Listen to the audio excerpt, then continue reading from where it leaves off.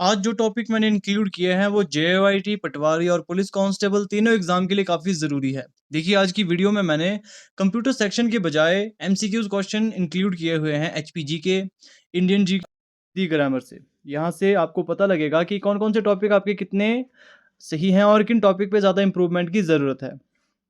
और जैसे कि आप जानते हो जेओआईटी के एग्ज़ाम में सिर्फ कंप्यूटर ही ज़रूरी नहीं है। हाँ, ये ज़रूरी है कि आपकी वेटेज कंप्यूटर सेक्शन से ज़्यादा रहेगी, तो कंप्यूटर पे ज़्यादा ध्यान दिया जाए। लेकिन साथ ही साथ आपको एचपी जीके, इंडियन जीके और हिंदी ग्रामर पे भी आपकी कमांड होनी चाहिए, हिंदी और इंग्लिश ग्रामर। तो कुछ एक टॉपिक मैंने इंक्लूड किए हैं, चलिए बात करते हैं सबसे पहले क्वेश्चन की। कौन-सा दर्रा लाहौल घाटी को लद्दाख से जोड़ता है और लेह मनाली राजमार्ग पर लगभग 4890 मीटर की ऊँचाई पर स्थित है? तो ये है बारालाचा लाधरा। ऑप्शन बी यहाँ पे सही हो जाएगा। हिमाचल प्रदेश के स्वतंत्रता आंदोलन की ऐतिहासिक घटना धामी गोलीकांड किस वर्ष हुई थी? तो ये हुई थी 1939 में। क्वेश्चन का लेवल मैंने जेओआईटी के अकॉर्डिंग रखा हुआ है और आप सभी जानते ही होंगे जेओआईटी में एचपीजीके का लेवल ठीक-ठाक रहता है, ज़्यादा डिफिकल्ट नहीं रहता। कौन सी नदी मानसरोवर झील के पास राकसताल से निकलकर किन्नौर जिले के शिपकीला दर्रे से हिमाचल में प्रवेश करती है? बहुत ही इजी क्वेश्चन है ये, इसका आंसर आप सभी को आता ही होगा, सतलुज।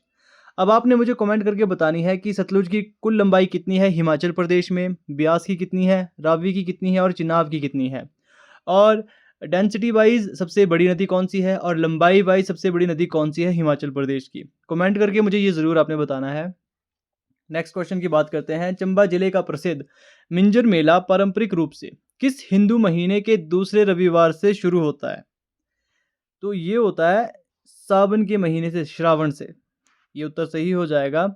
15 अप्रैल 1948 को जब हिमाचल प्रदेश मुख्य आयुक्त प्रांत बना तो इसके प्रथम मुख्य आयुक्त कौन थे? तो इसका जो सही उत्तर होगा वो होगा एनसी मेहता। ये बेसिक लेवल के क्वेश्चन है, इन सभी का आंसर आपको आता ही होगा और ये ज़रूरी भी है। हिमाचल प्रदेश की सबसे बड़ी प्राकृतिक झील कौन सी है जो सिरमौर जिले में स्थित है? तो इसका जो सही उत्तर होगा वो होगा रेणुका झील। नेक्स्ट क्वेश्चन की हम यहाँ बात करेंगे।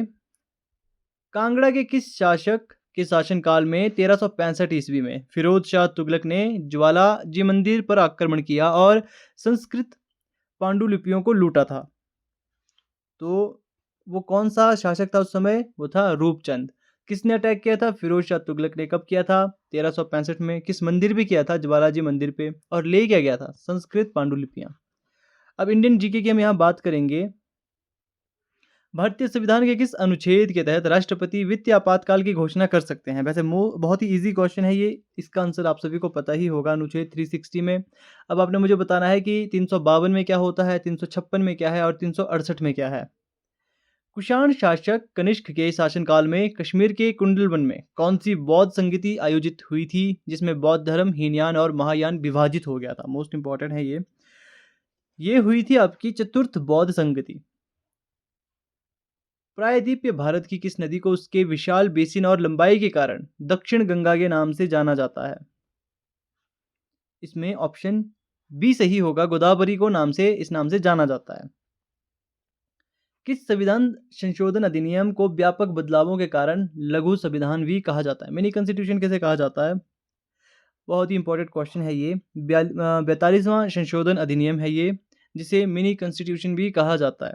भारत में गरीबी रेखा के निर्धारण हेतु ग्रामीण क्षेत्रों में प्रति व्यक्ति दैनिक न्यूनतम कैलोरी उपभोग कितना निर्धारित किया गया है? तो ये निर्धारित किया गया है 2400 कैलोरी। भारतीय राष्ट्रीय कांग्रेस के प्रथम अधिवेशन की अध्यक्षता किसने की थी? इसकी अध्यक्षता की थी व्योमेश चंद्र बनर्जी ने। नेक्स्ट क्वेश्चन की हम यहाँ बात करेंगे जिसमें हिंदी व्याकरण से मैंने कुछ एक क्वेश्चन इंक्लूड किए हुए हैं। पावक शब्द का सही संधि विच्छेद क्या होगा? अब देखिए संधि विच्छेद के बारे में एक चीज़ मैं आपको बता देता हूँ। हिंदी का जो ग्रामर है पहले आप बेसिक नॉलेज ले लीजिए, फिर संधि विच्छेद तब नाम इसकी कुछ एक शॉर्ट ट्रिक्स होती है जिससे आप इन चीज़ों को याद रख सकते हो। उसे आपने सजेस्ट करना है। बाकी शॉर्ट ट्रिक कहाँ से पढ़ोगे?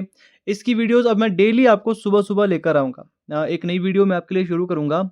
सुबह-सुबह अपलोड किया जाएगा उसे और उसमें सिर्फ़ एक पर्टिकुलर टॉपिक के बारे में बताया जाएगा। या तो मैथ कहाँ से पढ़ोगे, किस तरीके से पढ़ोगे, हिंदी ग्रामर कहाँ से पढ़ोगे, इस तरीके से उस वीडियो में आपको बताया जाएगा। प्लेलिस्ट का लिंक भी आपको दिखाया जाएगा कि कहाँ से आप उसे अपनी प्लेलिस्ट में सेव कर सकते हो। तो सुबह की वीडियोज़ आपने ज़रूर देखना है। तो इसका जो सही उत्तर होगा वो होगा ऑप्शन बी, प प्लस अक। चंद्रशेखर मतलब कि जिसके सर पे चंद्रमा हो अर्थात शिव, शब्द का कौन-सा समास है?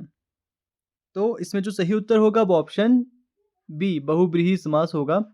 निम्नलिखित में से शुद्ध वर्तनी वाले शब्द का चयन कीजिए। तो इसमें से जो शुद्ध है वो ये है, उज्ज्वल को इस तरीके से लिखा जाता है। अब बात करेंगे नेक्स्ट, अरण्य रोदन मुहावरे का सही और सटीक अर्थ क्या होता है? इसका अर्थ होता है व्यर्थ का विलाप या फिर निष्फल निवेदन। उत्कर्ष शब्द का सही विलोम शब्द क्या है? उत्कर्ष का सही विलोम शब्द है अपकर्ष। तो ये यहाँ पे सही उत्तर होगा। नेक्स्ट क्वेश्चन की हम यहाँ बात करते हैं, जो सब कुछ जानता हो उसे क्या कहा जाता है? तो जो सब कुछ जानता है उसे कहा जाता है सर्वज्ञ। सूर्योदय शब्द का कौन-सा स्वर संधि है? शब्द में कौन-सी स्वर संधि है? तो इसमें हमें बताना है, इसमें है गुण स्वर संधि। तो ये कुछ एक ईज़ी क्वेश्चन मैंने इंक्लूड किए थे, जो कि जेओआईटी, पटवारी और पुलिस कांस्टेबल के लिए इम्पोर्टेंट रहेंगे। अब देखिए, हर एक टॉपिक पे आपने ध्यान रखना है। ऐसा नहीं है कि कंप्यूटर सेक्शन ही ज़्यादा इम्पोर्टेंट है, तो सिर्फ कंप्यूटर सेक्शन पे ही ध्यान देना है। हाँ, ये ज़रूर है कि वेटेज कंप्यूटर सेक्शन से ज़्यादा रहती है, मेरिट आपके कंप्यूटर सेक्शन से ही बनेगी, क्योंकि ज़्यादा क्वेश्चन यहाँ से ही पूछे जाएँगे। तो आपने कंप्यूटर सेक्शन पे ज़्यादा ध्यान देना है, लेकिन साथ ही साथ जीके सेक्शन पे भी आपने ध्यान रखना है। अब जैसे कुछ एक बच्चों के डाउट थे, जैसे कि मैं कमेंट देख रहा था, तो एक बच्चे का डाउट था कि ओएसआई मॉडल तो है नहीं सिलेबस में। अब देखिए, सिलेबस में आपका नेटवर्क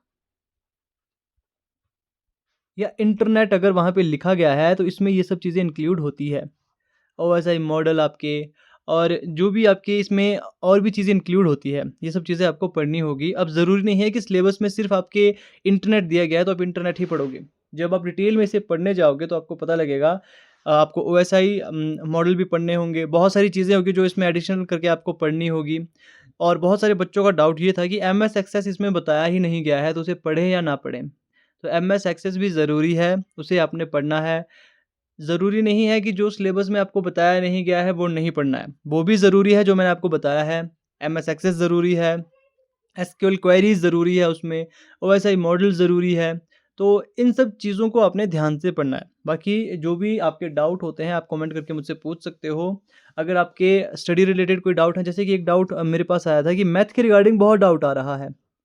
मैथ चाहे पुलिस कांस्टेबल के लिए हो, चाहे जेओआईटी के लिए हो, या फिर आपके पटवारी के लिए हो, हर जगह से इसके लिए डाउट आ रहे हैं कि हमें मैथ कहाँ से पढ़ना चाहिए। मैथ के बारे में आपको मैं बता दूँ, मैथ एक ऐसा सिलेबस है जहाँ पे आपको प्रैक्टिस की ज़्यादा ज़रूरत होती है। पहले प्रैक्टिस करिए, फिर उसकी शॉर्ट ट्रिक्स देखिए, और एग्ज़ाम में ये ज़रूरी भी होता है। बेसिक कॉन्सेप्ट लेकर आप एग्ज़ाम में मैथ के क्वेश्चन सॉल्व करने लग जाओगे तो टाइम बहुत ज़्यादा लगता है। इससे बेहतर है पहले आप बेसिक नॉलेज अपना लो मैथमेटिक्स में, उसके बाद आपने शॉर्ट ट्रिक्स उसकी देखनी है। बाकी वक्त के साथ साथ और प्लेलिस्ट आपको मैं प्रोवाइड करवाता रहूँगा, जिससे आपकी तैयारी अच्छी रहेगी। तो मिलते हैं आपसे नेक्स्ट वीडियो में किसी नए अपडेट के साथ।